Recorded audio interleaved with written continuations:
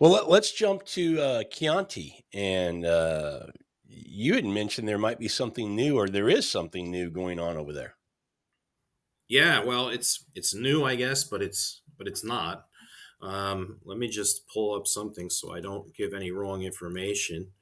But a couple of years back, the consorzio um, went ahead and changed the laws for the Grand Selezione. So they created what they call UGAs. A UGA is a specific, it's a long, three long Italian word. It's very difficult to pronounce, but it's basically divided the Chianti Classico zone further down into 11 separate geographic areas. And they changed the law for the Grand Selezione. So now when you see a Grand Selezione, it has to be at least 90% Sangiovese. Before it could have been 80, now it has to be 90. And before you could have put that other 20%, you could have used almost any grape that you want. Now that remaining 10% has to be indigenous varietals. So no more international varietals are allowed. So it went from 80-20 to 90-10. And what's big about that, and it's important to remember, this only applies to Grand Selezione. But now what you're going to be able to see, and they're just starting to trickle into the market, which is why I say it's new. You are allowed to put the commune or the town on the label from where your grapes are grown. So I just saw it on Fontoti was one example. They're in Panzano. So now their Grand Selezione um, has the word Panzano on it, real big. So that is the first vintage, and I believe it was 2020 Grand Selezione. So starting with that vintage, because they phased it in after they changed the law. The law was changed, I guess, back in 2021 or 2022. So they waited to sort of phase it in to give everybody a chance to kind of get their ducks in a row, because a lot of these producers, were throwing, Cabernet, Merlot, Syrah. You could throw anything you want in there. So now, if they're going to make a Grand Selezione, they got to do something else with that fruit. So this was a chance to give them time to figure that out. But Well, so now you have you'll be seeing that even more specific label come out. so my first question is, and correct me, make sure I got this right. It has to be at least 90%, not just 90%.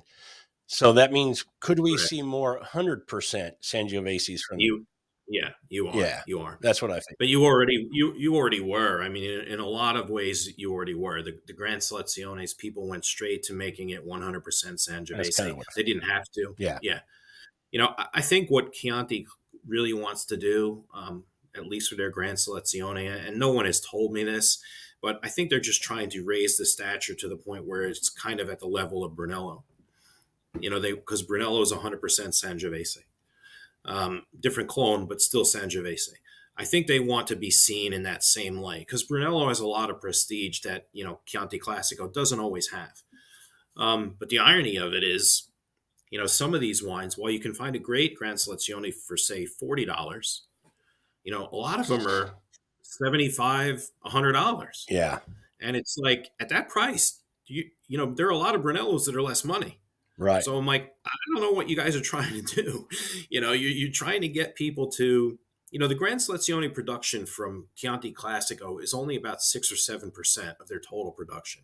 So there's not a lot of it to go around. So that's what their focus is, to elevate just that little tippy top of the pyramid, if you will. Um, so we'll see where it goes. I mean, they're already talking about producers want to be able to put, Panzano or Castellina on a Chianti Classico and not just, or on a Reserva. They're saying, well, if the grapes are grown in that area, why shouldn't we be able to tell people? So right now you can't do that, but they are already talking about it. So who knows? But that is definitely one change that you'll see coming from Chianti Classico, and as those wines start to come out, you'll see that again. The producer doesn't have to do it, but I don't know why they wouldn't. Yeah. Well, and did you make sure I understood you clearly? Did you say they're also expanding down into Chianti, what will now be a larger area of Chianti Classico? No, no, Okay. they divided what existed into smaller Okay. territories. Okay. So, for example, this is kind of a weird one. So, Greve is one of the traditional communes that you could produce Chianti Classico in, and within Greve is a small area called Lamole. So we take the tour group up to one vineyard in Lamole, and it's actually the producer is called Lamole di Lamole, Lamole of Lamole, because originally the producer was the only one there, so they were just Lamole. And then when a couple of other producers came in, because I think there's about 8 or 9 of them now, they became Lamole of Lamole. So those producers sitting in Lamole, like a subzone of Greve, um, also Montefiorale, which is a subzone of Greve. I think they have to make a decision. They can either label their wines Greve or they can label them Lamole or Montefiorale.